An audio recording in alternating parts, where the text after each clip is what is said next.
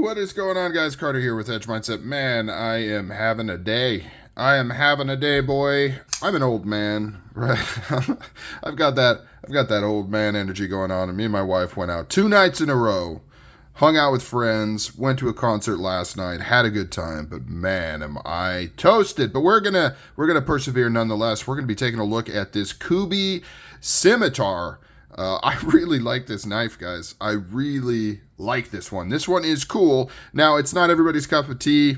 It's a very aggressive kind of, fighting knife, tactical style thing going on. But for the price, what you're getting, and this absolutely insane killer design, I really like this one so much so that I contemplated almost getting a second one. I did buy this with my own money. It was on like a Kubey sale on White Mountain Knives, and then I got the 10% discount with their code, WMK. There's like a million codes out there. Maybe some of the other codes actually help, content creators. I'm not sure.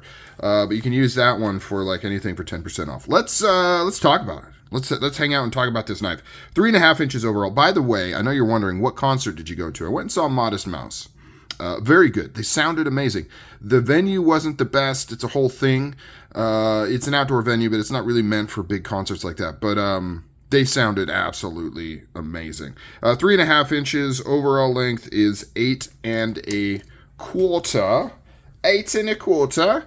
And then, sorry about that, guys. You're in for one. The weight on this is a paltry 4.2 ounces, which is really, really cool.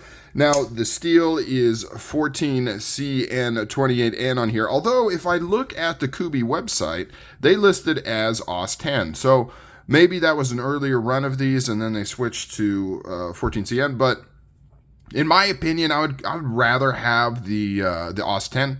I'd prefer the edge retention and the hardness. I went with the coated blade anyway, so the corrosion resistance isn't that big of a deal, but 14CN is still no slouch. Great knife. I would just put 14CN more as a general EDC type knife as opposed to, I don't know. I guess it doesn't matter. It does have higher toughness, so I guess as you're fighting off your enemies, your blade will remain intact more. Either one is a good choice at this price point, so I guess I'll just leave it at that. This comes in a bunch of different configurations. So this is like the wildest looking Tanto version that they offer right here, which is, this thing is so wicked. It looks like a knife designer's fantasy. They also have more of a scimitar style blade, which is, I want to say drop point. It's not a drop point, it's a Persian style blade, but, it's not a Tanto, right? It's still pretty wild because the tip is up so high, right? It still has this crazy look, but it's not as out there because it doesn't have the Tanto angles and things like that. You can get this in Stonewash. You can get it in this PVD Blackwash, which I love Kubey's PVD Blackwash. This finish punches above its weight class, in my opinion. Like, it makes it look so good. It makes it look more premium for a non-premium knife. You can also get this in an array of handles. They have 2 different kinds of Ultem. They have the kind of the normal piss yellow Ultem, and then they have this smoky Ultem. It's smoky only for me. I know Ultem's not everyone's favorite. In fact, a lot of people despise it. I'm mostly included in that camp, except when it comes to this combo. It looks so good. I love the smoky Ultem with the texture. It's got to have the texture on there, that milling, and then with the Blackwash. Just looks so good. Looks so good. Now, Ultem is hit or miss on whether or not it actually provides any value. I would say no. G10 is a better material in terms of like function and how it behaves.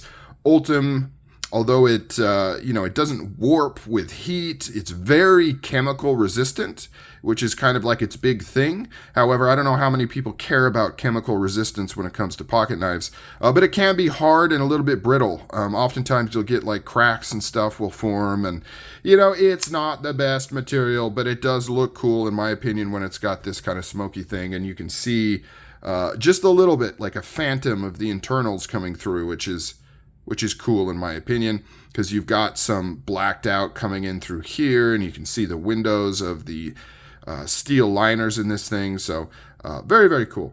Thin blade-ish, not too thick. It's about medium behind the edge. It's not a slicer, but it's not crazy thick. Flat ground, there's a lot of things going on here. Really nice plunge lines on this. You can see you're not going to get any smiles on that. You've got a sharpening choil. You can kind of get a finger in there, but I wouldn't recommend it. Got some jimping on the back here that's semi-functional. It's not too bad. It's just not very long. I wish it would have kind of rolled up a little bit more, because if you put the tip of your thumb on there, yeah, it's got some really good grip. But, well, that's weird. Whoa. Are you guys seeing that? See how it's like messing with the background? I don't know. Maybe that's just my viewfinder. Everybody here is like, man, you need to go take a nap. This looks like it's doing something weird to... Anyways, I don't know what's up with that. Little tangent there. It might just be my viewfinder and the video is going to end up fine. It was doing some weird visual thing when I was moving it around like that.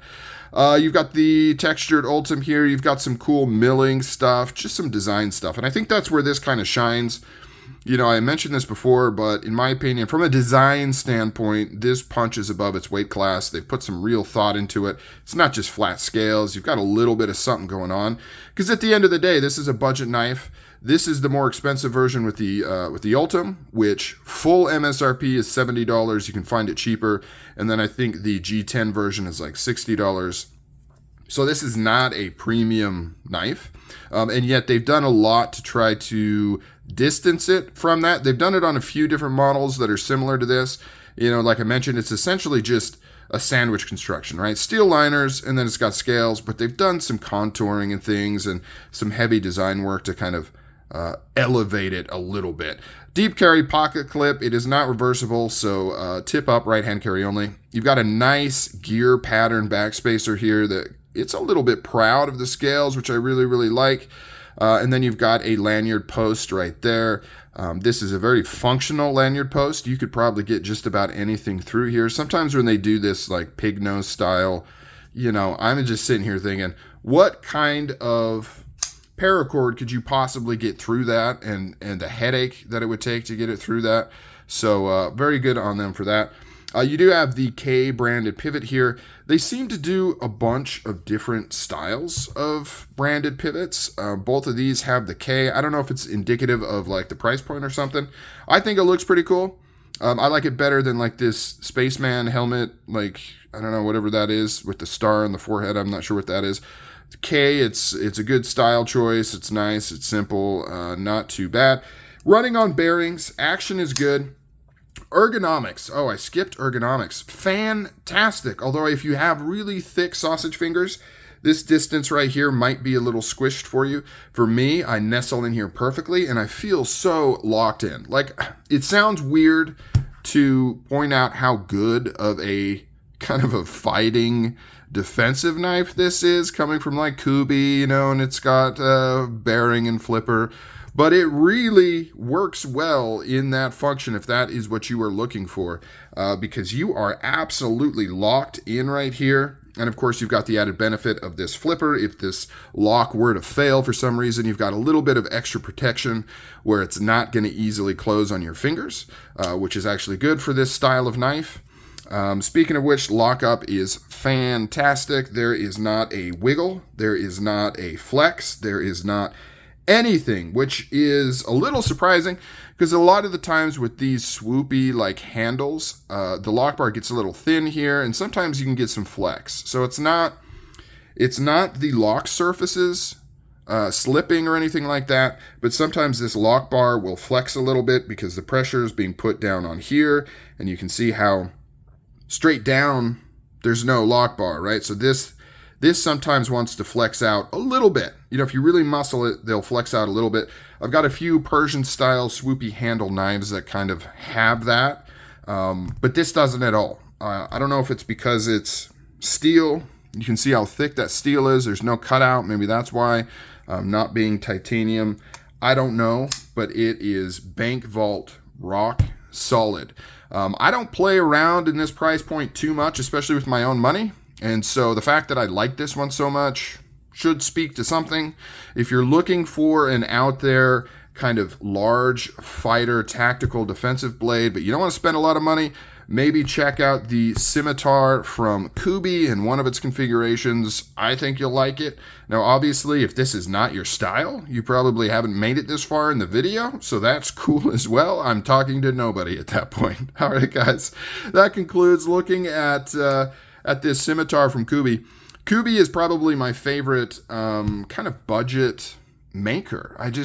I feel like they punch above their weight class. I've said that. This is the third time I've said that. The stuff that they do for Devo knives is really, really excellent. Very high quality. And I guess that's the difference. Like they cut out some of the bells and whistles to kind of be affordable, but the quality is all there based on everything that I've experienced from the company. So they're my favorite kind of on the budget side. And I don't know. I don't think you can really go wrong with much of what they make. All right, comment down below. What do you think of this knife? Is this something you would ever carry? Are you at all interested in kind of fighting folder type stuff, or is this all just cheesy nonsense to you? I want to hear from you. Talk to you later. Thanks for all your support.